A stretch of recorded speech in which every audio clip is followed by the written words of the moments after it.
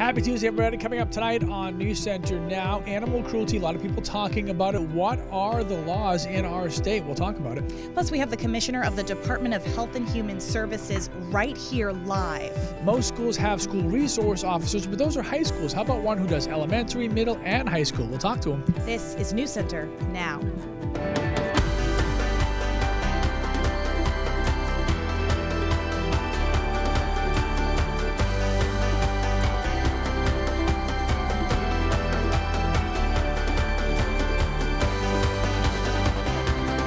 Good evening, everyone. I am Amanda Hill. And I'm Lee Goldberg. It is the story that has everybody talking. The woman charged with animal abuse in Skowhegan. Hundreds of you weighing in on Facebook, and I mean hundreds. Honestly, it has been the top story for us for a few days now. Sandra Cook says there should be an animal abuse registry. People who treat animals wrong should never be able to be around any. Marcy Flores wrote that this state has to start being the voice of these innocent, helpless animals that rely on us for love, safety, and compassion. The penalty needs to be enough for people to stop doing this, or it's always going to happen. So we started looking into some of your questions and concerns today, and we want to start with this. What should you do if you suspect someone is abusing or not caring for their animal? All right, first things first, you should reach out to your local animal control officer. The officer will respond quickly. The first step is to talk to the person accused and check on the animals and their living conditions. If they think that the animal is in danger, they'll have a conversation with the pet's owner or owners and then follow up within a week or so to make sure that the changes they've requested have indeed been made. If there's no change, that's when the animal would be removed. Then it's at the discrepancy of the officer investigating the case to decide whether or not they will charge the owner. They'll say in some cases it's just a matter of people not being able to care for their animals anymore. So what if charges are filed, Amanda? Well, Lee, if someone is found guilty of animal cruelty, it could be a civil violation, which at the most comes with a $2,500 fine. Or it's criminal, which now includes aggravated cruelty to animals, a Class C offense with a maximum fine of $10,000, possible jail time, and depending on the court's decision, that person could lose their rights to own animals. But it all comes down to enforcement. According to the director of Maine's Animal Welfare Program, while agents do their best to keep track of those offenders, Maine's court systems are not fully connected. What that means is an offender could simply move to another county and their violation wouldn't necessarily follow them unless an investigator is really paying attention. Are the laws against animal cruelty strict enough in Maine? The animal welfare laws in Maine are still considered some of the best in the country. We're constantly being rated within the top 3 from the Animal Legal Defense Fund. But there's always room for improvement. There's always room to take a look and see what we have. But we want to be careful of the fact that our laws cover many different situations. We don't want to create a law that paints us into a corner that can only be used in certain situations. Now, Maine actually has an Animal Welfare Advisory Council, which meets every other month to discuss Maine's laws and ways to better protect animals. According to the state's law library, Maine's laws against animal abuse were last updated 2 years ago. Now, here's the final thing about that law. It applies to Maine. Any court orders that happen here stay here, meaning if a person is ordered not to have animals once they move out of state, they basically have a clean slate. Lee? All right, Amanda, thanks. Hope you guys got your fill of warmish weather today because it's going to get low. TJ's in for Keith. What's going on, sir? Getting low, that's right. Big drop in temperatures. There is the front. Here comes the front, and it's going to push some really cold air our way.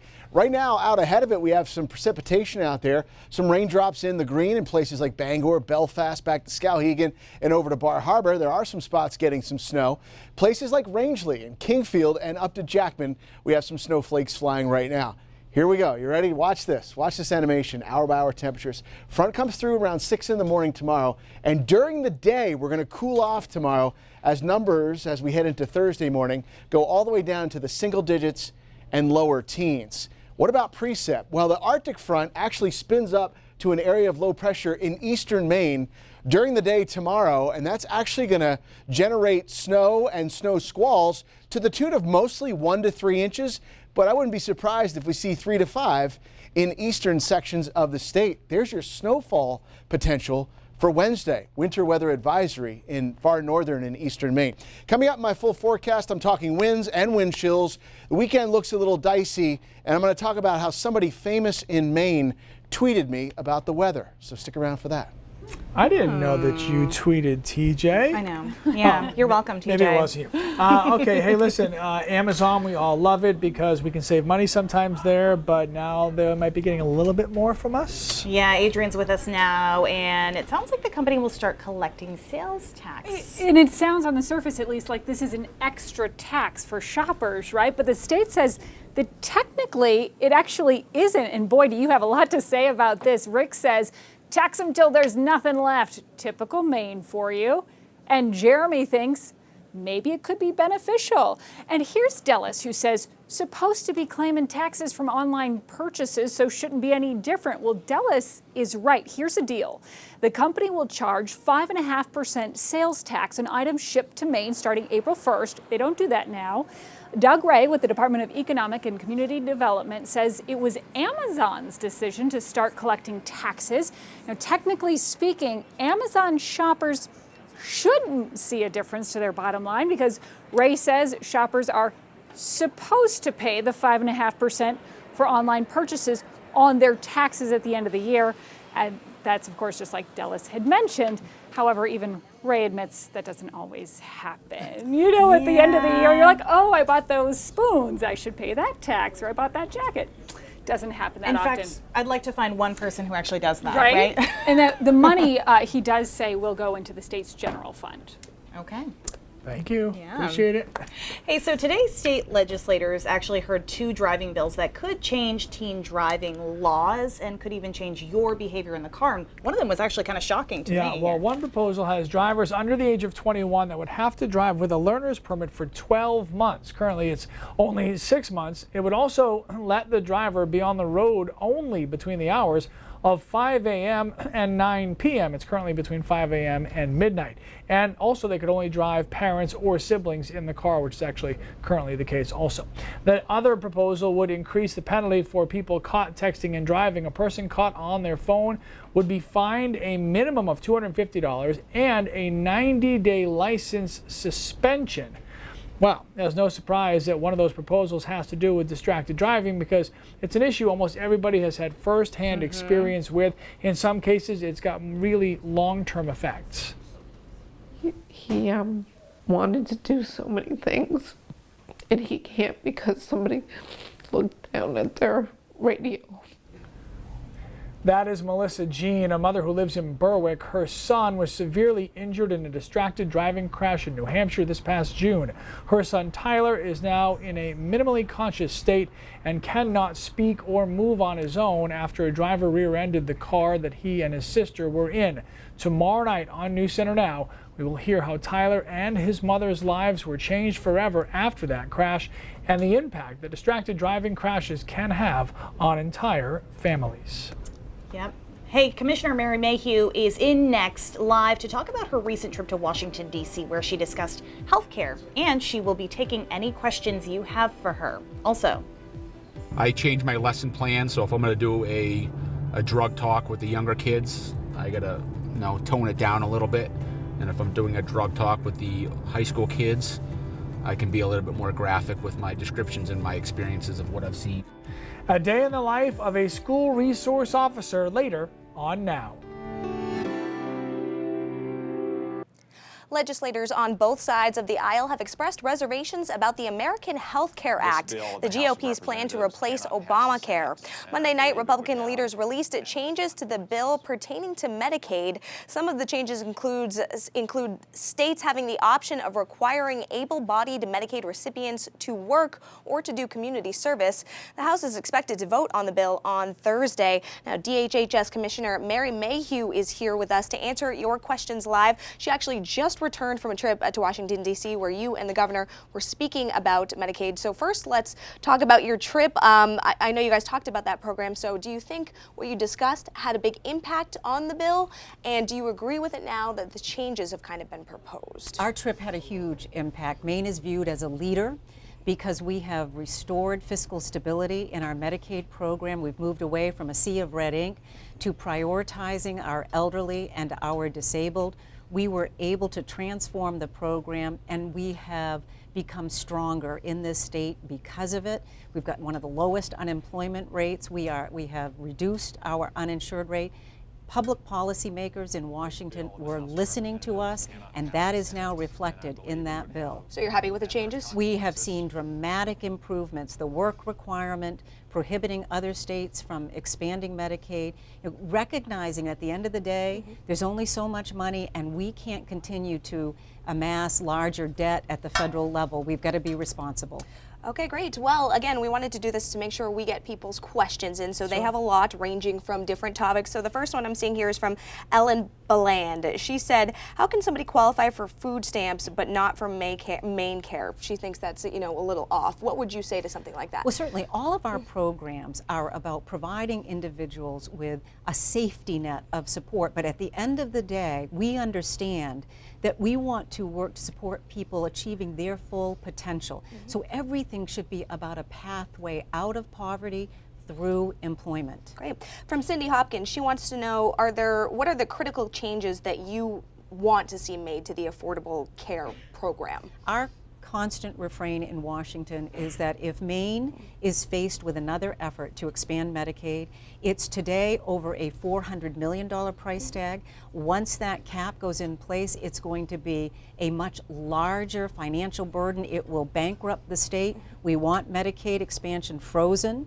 We want to see a prohibition on states being able to expand, and we want that employment requirement. Great. Stephen LaPointe, are you doing anything to enhance oversight against welfare fraud? So switching gears a little bit here. Absolutely, because at the end of the day, $1 misspent is a dollar taken away from a needy child and from a needy family. So we have absolutely increased the number of fraud investigators, our ability to track fraud and misuse of funds so that we can prosecute but also discourage the abuse and fraudulent use of welfare benefits that are all funded by the taxpayer. Sure, and we have one more question just that we've been hearing. People want to know, are you planning to run for governor ever? Is that been on your mind? I've never heard that question before. I am Right. so proud of where we are as a state, and I hope that that can continue. Great. Well, Mary Mayhew has agreed to stay here during the commercial break and answer more questions that she didn't get to, so please join us on Facebook Live. She'd be happy to answer more questions. Thank you, Commissioner, for being here. Thank you for having me. Guys, back to you. All right, thanks for all your great questions. Okay, officially spring, which means it's time for the cold weather to return.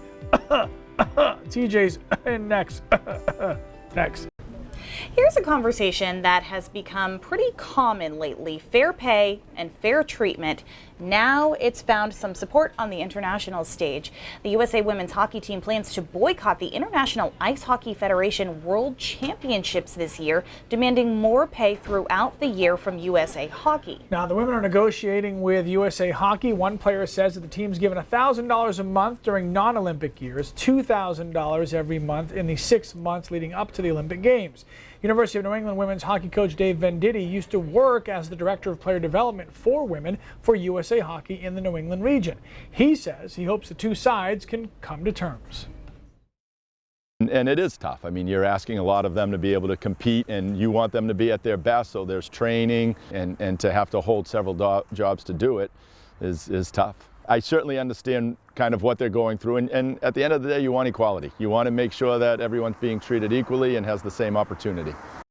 The International Ice Hockey Federation Women's World Championships slated to begin next Friday, March 31st in Michigan, and the USA, the defending champs. So we'll see if they make it out there or not. And it is pretty cold out there. It's cold enough to do some hockey. Speaking of hockey. Yeah, right? Yeah. Some ice hockey. I literally saw a tractor on a pond, on a frozen pond. Like recently? I should have recorded it.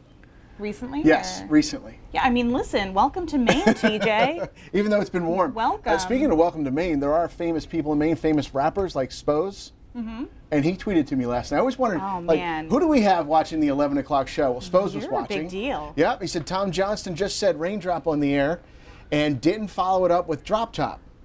Could have gone viral. Hashtag do it tomorrow. Okay, is it bad that I don't know what that means? Yeah, I don't either. So I looked it up, and all the cool kids are listening to this song by Migos, I think it is. Is that correct? We got to Ask the we gotta youngins ask the around 20-somethings here. back there. Migos? All right. Okay. No, you're making that up. All right. Apparently there's a raindrop right. drop top Got it. lyric. Wow. Yeah, I just thought it was cool. That's like Spose our brain drops tweeted of me. the day. No Spose Keith, and I but are gonna, hey. Spose and I will be in a video together shortly. All right. We'll I'd we'll like to see debut it here you. on News Center Now. It's coming. Cool. We're working on it. All right, get out the bling for Lee.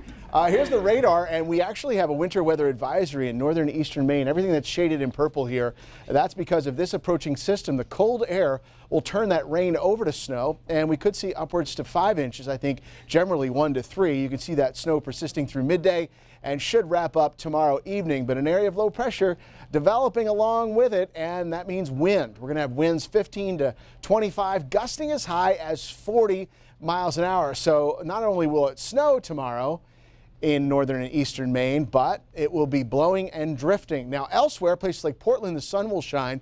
And notice how temperatures drop during the day. We start at 33, but during the day, despite sunshine, falling through the 20s, and the same trend is happening in Bangor. And notice I am including that blowing snow as we head through the afternoon and evening. So tomorrow's high temperatures will be reached early in the day, just past midnight, and they don't get higher than freezing in most neighborhoods.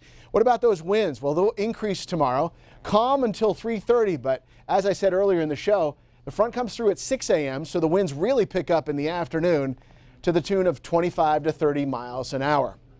Wind chill temperatures will be coldest into Thursday morning. Notice tomorrow morning, the front hasn't really done its thing yet. You can start to feel it by tomorrow night, and into Thursday morning we go with wind chills of 5 to 15 degrees below zero. Here's the hour-by-hour forecast. In the wake of this snow tomorrow, not much to see here until about the weekend time frame. We're going to see a warm front move in our direction on Friday into Saturday. Let me show you that extended forecast. And as that comes along, another chance for a few flakes, maybe a drop in the mix. Raindrop, drop top. 43 on Saturday, partly cloudy. Cooler with some flakes possible with a cold front. So this is an area of low pressure with the Arctic front. This is a warm front as we get a little bit milder into the weekend, and then Sunday into Monday turns cooler. That's your extended forecast, inland and coastal. I'll be back at 5:30, guys. Nailed it, TJ. They told him to wrap. They didn't mean to wrap. They meant like wrap it up. All right. Our good friend Rob Caldwell is here with coming up at 5:30. There's been a lot of talk about this case out of Skowhegan where a woman has been accused of animal cruelty. These kinds of cases always get people very upset. There have been a lot of questions that have been raised about how long it takes for these cases to come to light, and more important, how long it takes for the investigations to move forward and for real answers to come forward. We're going to look at that. Also, the legislature is looking at a bill that would crack down on distracted driving, especially people who text. Don Kerrigan's got the story, all coming up at 5:30. All right, thank you very much, sir. Up next on Now, we'll hang out with a school resource officer when we come back. Welcome back. The job of a school resource officer can be a tough one. In today's world, kids have more and more ways to find trouble and have it find them. Yeah, especially in my house. Most school districts have their SROs focus on the high school kids, but in Old Orchard Beach, Luke Porter works with the older kids, the middle school kids, and even the elementary school kids. I want to be in front of kids at that age so that they know that police officers are someone they can trust, someone they can look up to and not be afraid of. All right, we're getting a little... Thank you. And if they see me and know who I am in kindergarten, and they see me through the years, they're more likely to come to me with their issues and come to me with their problems when they're older. Being familiar with me and being not afraid of police and know that we're here to help and get that message to them at a young age and let them carry that with them through the years. Laranger Memorial School is grades 3 through 8. They have different start times, different end times, and they really are two separate schools even though we share the same building. These are our 6th graders. Every year about Christmas time, right about as close to Christmas as we can, I come into the class and do make needums with the high school culinary class. Potato, coconut candies. So one thing that separates Lucas from SROs and other places that I've worked is that he's got an education background, knows how to work with kids. Sometimes SROs have the best intentions, but they're trained as police officers, and Lucas has kind of come to us with a great deal of experience in working with kids. I do programs When we get closer to prom, I'll do a drunk driving demonstration with the Fatal Vision goggles that make you look like they're goggles that give you the sensation of being impaired. And I have them drive go-karts around the parking lot with cones and an obstacle course, and they do horrible, and they run over cones and get a small sense of what it's like to be drunk. We shouldn't be bringing toy guns to school. We shouldn't be making our hands into guns, and we shouldn't be pretending to shoot our friends. I tell you what, Luke, every school we went to, every kid loves him and respects him, and he's got great connections in that school, and he says there aren't a lot of issues, so it's good for him. That makes a big difference when he can connect with the kids like that. Absolutely. That's huge. Hey, we want to circle back to some of the comments that you guys have been saying on Facebook. One, Cheryl actually pointed out that her daughter helped in this investigation. That's a really good point, because if you have any information about any sort of abuse case, call the authorities, weigh in, be a witness. All right, thanks for being a part of our program. We appreciate it. News Center at 5:30 is next.